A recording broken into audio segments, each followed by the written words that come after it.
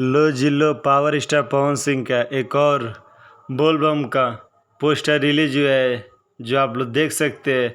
चूड़ी हरी हरी ये गाना उषा फिल्म पे रिलीज होगा।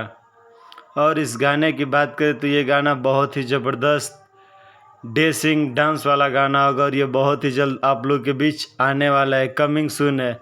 और ये उषा फिल्म्स के जो मालिक है वो है विक्की सिंह, जो पवन सिंह के साले साहब है। और इस गाने को लिखा है आशुतोष तिवारी ने और म्यूजिक से सजाया है प्रियांशु सिंह। ये गाना बहुत ही जल्द आप सबके बीच परसों तक आ जाएगा। और पोस्टर से देख के लग रहा है कि इतना ज़बरदस्त, इतना बेहतरीन, इतना झकास गाना होगा जिसकी आप लोग कभी कल्पना भी नहीं किए होंगे। जय पावर स्टार पवन सिंह, गर्दा मचैले रह। जय भोजपुरिया समाज।